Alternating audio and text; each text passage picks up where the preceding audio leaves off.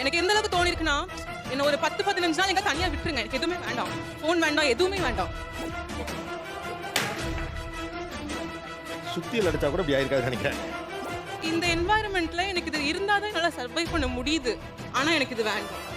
Okay, calm down. அனைவருக்கும் கோபிநாத்தின் அன்பு வணக்கம். தம்பி வணக்கம் தம்பி. எனக்கே என்னை பார்த்து கொஞ்சம் பயமாயிடுச்சு. அது வரைக்கும் நான் ஏதோ பார்த்துட்டு இருந்தேன், போயிட்டு இருந்தேன்னு தோணுச்சு. ஆனால் எனக்கே என்னை பார்த்து கொஞ்சம் பயமாயிடுச்சு. எந்த இடத்துல அந்த பயம் வந்துச்சு? கரெக்ட்பா. இவ்வளவு நாளா என் மனசுக்குள்ள இருக்க விஷயத்தை யாருக்கிட்டயாச்சும் சொல்லணும்னு நினைச்சேன். அதுக்கு ஒரு நல்ல வாய்ப்பு கிடைச்சிருக்கு. I am a teacher. ஒரு சோஷியலி ரெஸ்பான்சிபிள் பொசிஷன்ல இருக்கேன். 11 o'clock ஸ்டார்ட் பண்ணி ஒரு half an hour பாப்பா அப்படின்னு ஸ்டார்ட் பண்றேன். பட் அது போது 1 o'clock 2 o'clock. என்னடா ஹனுமார் வால் மாதிரி போயிட்டு இருக்கு. ஸ்டாப் பண்ணிடலாம், ஹெட் பாயிண்ட் வரும், ஆல்ரெடி கிளாஸஸ் போட்டுருக்கோம், ப்ராப்ளம் ஆகும் தோணுது. பட் இருந்தாலுமே ஓகே இன்னும் ஒரு 10 minutes அப்படின்னு சொல்லி லாஸ்டா ஸ்டாப் பண்ணும்போது 3 o'clock. விடிஞ்சிருங்க தூக்கம். அட நீங்க வேற சாப்பிட்டு ஏப்ப விடுறோம்ல, அது சேவை கூடுறது ஒரே கோரஸா இருக்குன்னா பாத்துங்களா. ஆனால் இன்னொருக்கும் ஒரு டீச்சர் நம்ம அப்படிங்கிறப்ப இன்னும் கூடுதலாக ஒரு மாதிரி இருக்கும். ஆமா, அது எனக்கு கில்ட் ஆகுது. இத மட்டும் வக்கனையா பேசு. நம்ம வந்து டாட்டரை பார்க்க கூடாதுன்னு சொல்றோம், ஸ்டூடண்ட்ஸ்க்கு எல்லாத்துக்கும் அட்வைஸ் பண்றோம் ஸ்கிரீன் டைமை ரெடியூஸ் பண்ணுங்க அப்படின்னு சொல்லிட்டு. பட் நைட் வந்து நம்ம பாக்குறோமே. ஓ அப்படி வேற சொல்லி வச்சிருக்காங்களா? ரொம்ப கெடுதல் பண்றீங்க எங்களுக்கு. ஹாப்பினஸ் அப்படின்ற மாதிரி தோணுது, ஒரு ஸ்ட்ரெஸ் ரிலீஃபா அது தோணுது. பட் நெக்ஸ்ட் டே எந்திரிக்கும் போது ஹெட் பெயின் எல்லாமே வருது. பட் திரும்ப அதே தான் நான் கண்டினியூ பண்றேன். அப்படி என்றால் ஒன்று செய். ஆணையிடுங்கள் மன்னா, காத்திருக்கிறேன். நான் ஒரு முளை கயிறு தருகிறேன், அதை வாங்கி கொண்டு போய் ஒத்த புளிய மரத்தில் தூக்கில் தொங்குங்கள். நான் வந்து காலைல எந்திரிக்கப்பே வந்து ஃபோன்ல தான் கண்ணு முழிக்குது, சோஷியல் மீடியா பார்த்துட்டு தான். ஸோ ரீல் ஸ்க்ரோல் பண்ணிட்டு அது எந்திரிக்கிறதுக்கு பெட்ல இருந்து எந்திரிக்கிறதுக்கே டைம் ஆகுது. ஐயா அதுக்கு என்னப்பா பண்ண சொல்ற? சாப்பிட்றப்போ கண்டிப்பா அது தேடுறதுக்கே என்ன பார்க்கறது தேடுறதுக்கே கொஞ்சம் டைம் ஆகுது. அதுக்கப்புறம் பாதி சாப்பாடு தேடுறதுல போயிடுது. அடங்கப்போ தாமரை பாட்டியில தலைமுழுக்கு பாதி வாழ்க்கை தோசை சுட்டே போச்சு தம்பி. அதனால என்ன பயம் வருதுன்னா, எனக்கு என்னோட மூட்ஸே வந்து எப்படி இருக்குன்னு எனக்கு தெரியல. நான் எப்படி தான் இருப்பேனே எனக்கு தெரியல. அட விடுப்பா, மனுஷனுக்கு கஷ்டம் நஷ்டம் வரலாம் ஜகஜம். இத போய் பெருசா நினைச்சு ஃபீல் பண்ணிக்கிட்டு எனக்கு யார்கிட்ட பேசவே பிடிக்க மாட்டேங்குது. எனக்கு பக்கத்துல யாரோ இருந்தாலுமே எனக்கு அதுல தான் இருக்கணும் அப்படின்ட்டு. அவங்க தான் கேட்டாலும் அவங்கள்ட்ட பேசணுமா அப்படின்ற அளவுக்கு வந்துருக்கு எனக்கு. இத என்னால மட்டும் இல்ல, இந்த நாட்டுல இருக்க எவனாலையும் சொல்ல முடியாது. இப்போ எனக்கே மறந்துருச்சு, நான் இப்படிதான் இருப்பேன், இப்படிதான் இருந்தேனே எனக்கு மறந்துருச்சு. உண்மையிலுமே நான் என்ன நினைக்கிறேன்னு எனக்கு தெரியல. ஓகே, சீரியஸ் பயம்தான்.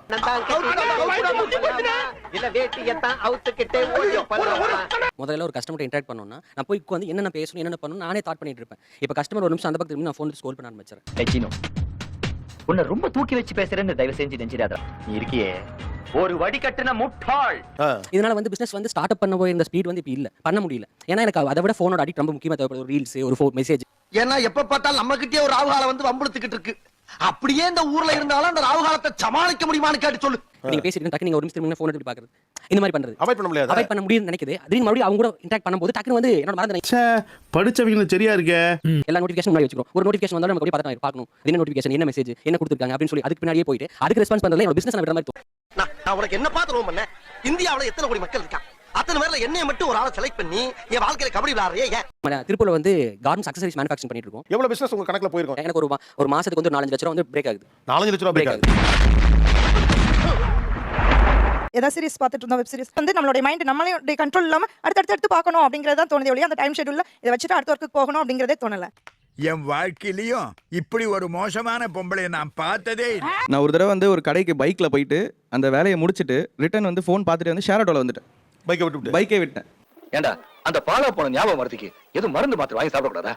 மருந்து வாங்கினது நான் இருக்குன்னு, ஆனா அவன் எங்க வச்சிருந்தா மறந்து போச்சு. நீங்க பாத்தீங்களா? ஏதோ புல்லட்டோட இன்ஜின் ஆயில் எப்படி மாத்தணும் ஒரு வீடியோ பார்க்க போய் நான் பார்த்துட்டு வந்து கடைசியில் பிரெட் ஆம்லெட் செய்யறது அப்படின்ற வீடியோ வரைக்கும் போற மாதிரி அது அப்படியே நம்மள அந்த சஜஷன்ஸ் கொண்டு போயிட்டே இருக்கு.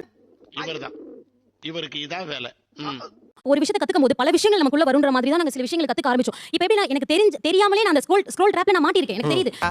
எஸ்ஐ சார், ஐயோ இங்க பாருங்க சார், ஒரே பைத்தியங்களா இருக்கு சார். எஸ்ஐ சார், இப்போ எப்படி நான் ரொம்ப டிபெண்டன்ட் ஆயிட்டேன் சார். நான் ஸ்கூல் படிக்கும்போது டிக்ஷனரி இல்லாம நான் ஸ்கூலுக்கே போக மாட்டேன். அந்த அளவுக்கு நான் இருந்தேன். இப்போ நான் எப்படி டிபெண்டன்ட் ஆயிட்டேன் நான் மட்டுமே நம்புறேன். என்ன பொழப்பு இது? நம்ம வாழ்க்கை எதை நோக்கி பயணமா போய்கிட்டு இருக்குன்னே தெரியலையே. எனக்கு திடீர்னு உடம்பு சரியில்லை, அதோட பாக்குறேன், அந்த சிம்டம்ஸை பாக்குறேன், இதனால தான் இதெல்லாம் இருக்கு அப்படின்னு அவங்க சொல்றாங்க. சரி ஓகே, நம்ம அடுத்த டாக்டர் கிட்ட போலாம். என்னால டாக்டரே நம்ப முடியல. ஐயா இந்த பிள்ளை ஏன் அப்படி பண்றா?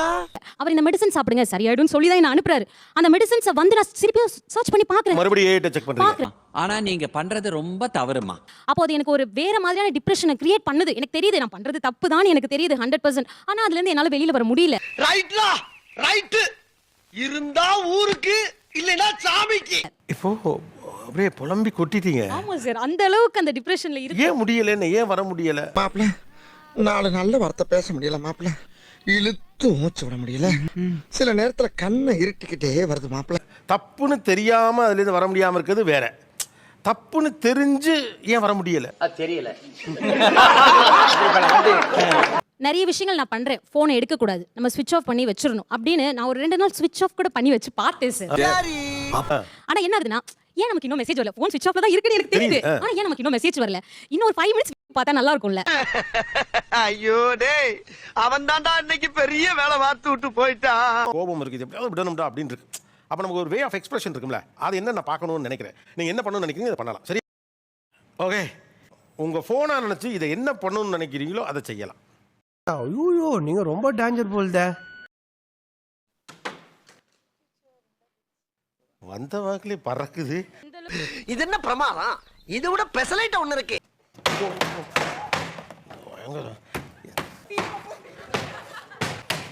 ரொம்ப பயங்கரமான ஆளா இருப்பாரோ. ஏன் அவ்வளவு கோவம்? ரொம்ப என்ன சொல்றது, எல்லாத்தையுமே இழுக்குது சார். இதனால ரொம்ப ப்ராப்ளம் வருது சார். ஃபேமிலி ப்ராப்ளம்ஸ் நான் எக்கச்சக்கமா ஃபேஸ் பண்ணிருக்கேன். அவ்வளவுதான், இன்னையோட உறவு அந்திருச்சுன்னு வச்சுக்க. எனக்கு எந்த அளவுக்கு தோணி இருக்குன்னா, என்ன ஒரு 10-15 நாள் எங்க தனியா விட்டுருங்க, எனக்கு எதுவுமே வேண்டாம், ஃபோன் வேண்டாம், எதுவுமே வேண்டாம். ஓ நீ அப்படி வரியா?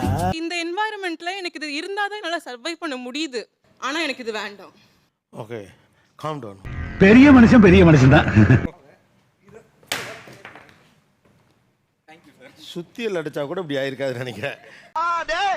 உங்களுக்கு என்னடா ஆச்சு, ஏன்டா உங்க புத்தியெல்லாம் அப்படி போய்கிட்டு இருக்கு?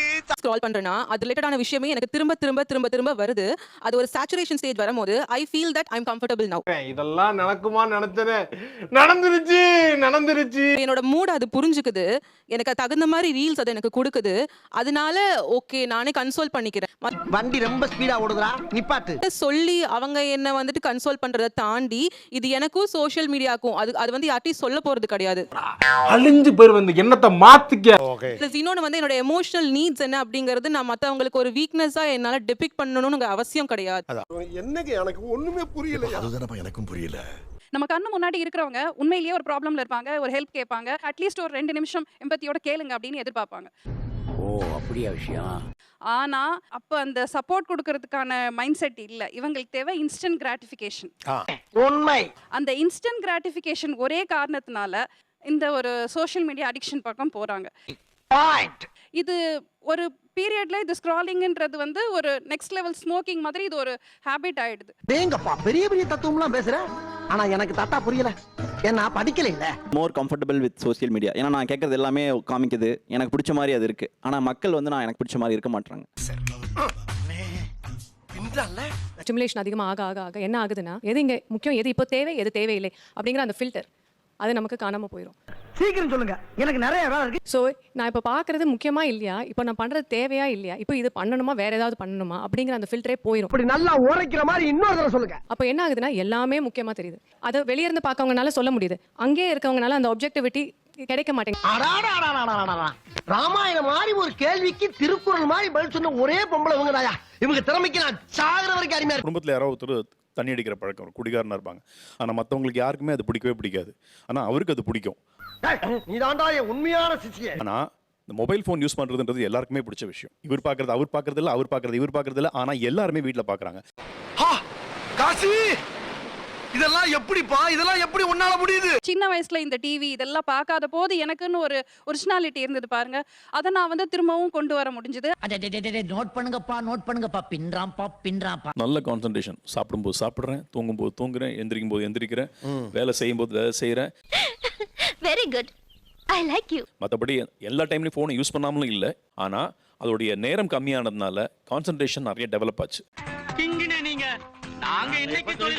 சோஷியல் மீடியாவை வந்து கைவிட மறுக்கிறோம் அப்படின்னா, நான் ஒரு பெரிய கம்யூனிட்டியில் இருக்கேன், ஆனால் அந்த கம்யூனிட்டி நான் பொறுப்பே எடுத்துக்க தேவையில்லை.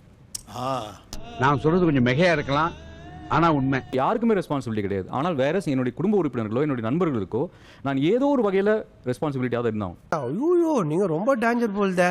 நான் வந்து to be frank with you, நான் சிடியில் வீடியோ கேம்ஸ் வந்த காலத்திலிருந்து இந்த அடிக்ஷனுக்கு நான் ஆளாயிருக்கேன். எதா இருந்தாலும் பிராங்கா பேசுறாயா.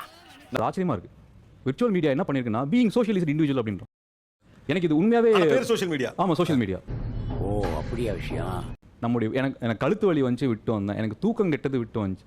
வேற யாருமே வந்து இதை புரிஞ்சுக்கிட்டு விட்டு வந்தேன்னு சொல்லுவாங்க. கரெக்டா கட்டுவிட்டா. ரொம்ப ப்ராக்டிக்கலாக நான் ஸ்டார்ட் பண்ணதை சொல்கிறேன். எதெல்லாம் வைரல்னு சொல்கிறாங்களோ நான் ஸ்கிப் பண்ணிடுவேன். ஓ வைரலை ஸ்கிப் பண்ணாலே அந்த எக்ஸைட்மெண்ட் குறைஞ்சிரும். உங்களை மாதிரி மனுஷன்லாம் இருக்கனாலதான் கொஞ்சமாச்சும் மழை பெய்யுது.